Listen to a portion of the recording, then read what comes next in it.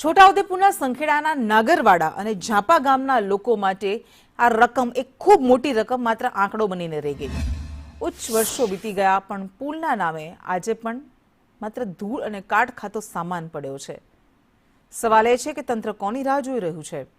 અત્યાર સુધી આ નદી પાર કરવામાં 2 લોકો પોતાના જીવ ગુમાવી ચૂક્યા છે। સંખેડા તાલુકાનું આ ગામ ઝાપા છે, આ નાગરવાડા ગામ છે, આ ઝાપા છે, આ વચ્ચે બ્રિજ આવેલો છે, આ ઉસ નદી છે એક। આની અંદર અમારે ખાલી અમારા બ્રિજની જ જરૂર છે, જો કોઈ બ્રિજનું કામ જ નહીં કે ચાલુ કરવા રાજી। અહીં આવી જાય છે, માલ બી પડી રહ્યો છે, માલ પણ કોઈ જો પછી આવે કોઈ જોવા રાજી જ નહીં અહીં ઘર હાલમાં બી। પુલ મંજૂર થઈ ગયો એમ કઈને બધું લાવીને સામાન અહીં નાખી દીધું સાહેબ, પણ તે છે ને વળે બધું પાછા લઈ ગયા। આ પુલ ફેર જતો પણ કશું કર્યું ના। હવે અમારા સોના નિહાળીએ ભણવા ચમાહું આવ્યું, હવે ઉતરીને કકમ નિહાળી જશે।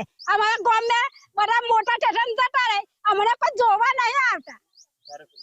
ધારાસભ્ય મીટિંગ કરીને જતા રહે, અમને શું કરી આલીને જાય છે? પુલ કા બધા માગો લઈ ગયા, પછી અમારા ધોન કોને દુખાકું વળો એ મોટા ઠઠન ગાડીઓ પર બેસી જાય। અમારે જણ કોઈ જોવા આવે છે નદીનું પુલ કરવા? એ અભયસિંહ કાકો કે તમને કે ચાલવા માટે આટલું બનાવી આલ્યો છે કે હવડે કે, અને પછી કે પલ બનાવી આલશું। અભયસિંહ કાકો હું પલ બનાવે ના બનાવે, અને અમારે પલ જોઈએ છે એમ।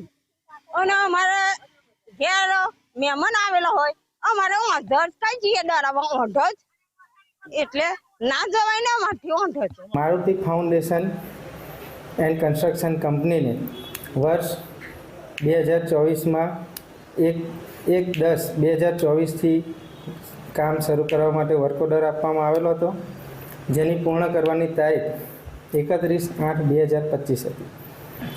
વર્ક ઓર્ડર આપતા એજન્સી દ્વારા વર્ક ઓર્ડર પૂર્ણ થયા સુધીમાં કામગીરીમાં કોઈ કામગીરી કરેલ ન હોવાથી એજન્સીને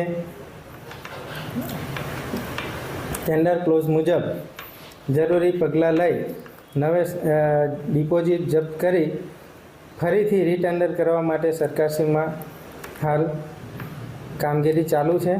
બ્લેકલિસ્ટ કરવાની એ સરકારશ્રીના નિયમ મુજબ આપણે સૌપ્રથમ એને ટર્મિનેશન કરીને સાથોસાથ બ્લેકલિસ્ટ કરવાની કાળી યાદીમાં મૂકવા માટેની પણ પ્રોસેસ હાથ ધરી છે।